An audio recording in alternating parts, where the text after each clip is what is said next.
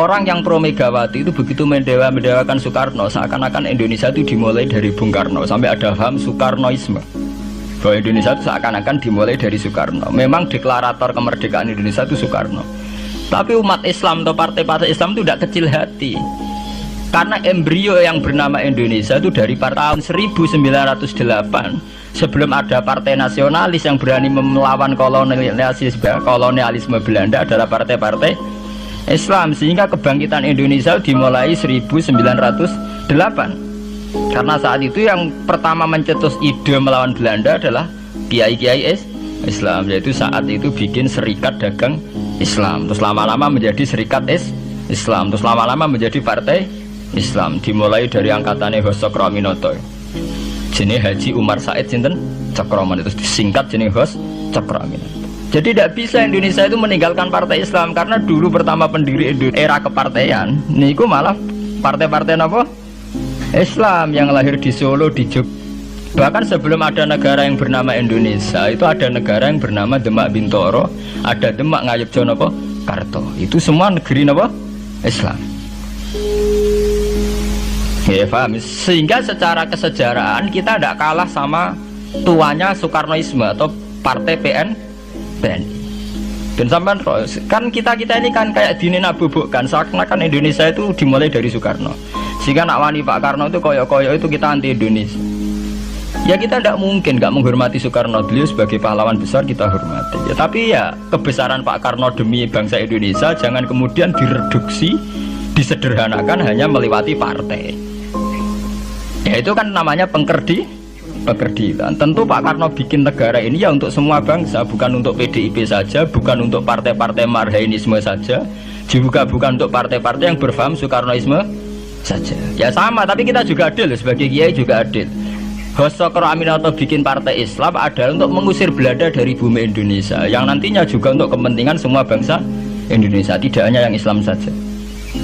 Ya kita adil, sama-sama adil. Saat nasionalisme ya tidak mengurangi keagamaan, saat keagamaan tidak mengurangi nasionalis. Tapi itu tadi kemudian ini dikerdilkan secara politik. Di sawangannya nawas duet Pak Hasim Mega nasionalis religius itu sudah ditren. Angger duet senengane pasangan nasionalis sampai religius. Apa nak nasionalis terus wajib sholat? Apa nak religius terus gak wajib nasional? Sebetulnya itu kan wajib. Apa kan orang Indonesia itu wajib sholat hanya karena atas nama nasionalisme? Apa nak SK Nyai itu wajib bayar pajak? Itu kan pengkerdilan, proses pembohongan ya. Pembohongan secara publik. Kau dibodokno, sedurunge bodoh, itu kan itu kan repot. Namanya sedurunge bodoh dibodokno kenapa? Nurut. Makanya kalau seneng ya, kayak kemarin Hari Kebangkitan Nasional itu seneng kalau diungkap terus di TV bahwa kebangkitan Indonesia dimulai dari 1908. Pentingnya bahwa orang-orang yang sok Soekarnoisme biar tidak mereduksi Pak Karno hanya milik mereka sendiri, karena bangsa ini berdiri semenjak 1908.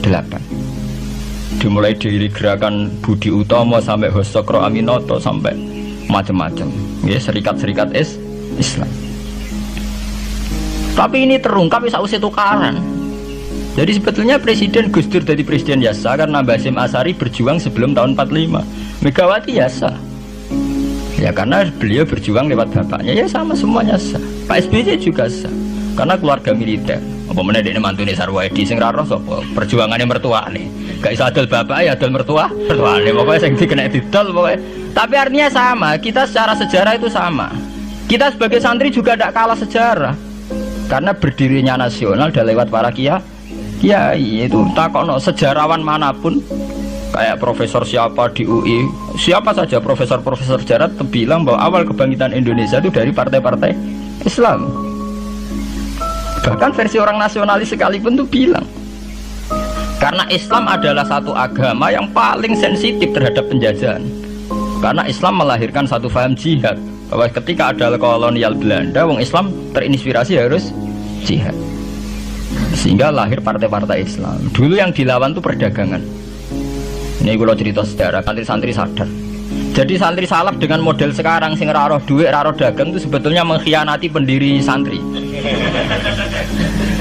Lho boten niku lho fair, sing gak seneng dagang, gak seneng mergawe itu mengkhianati pendiri pesantren.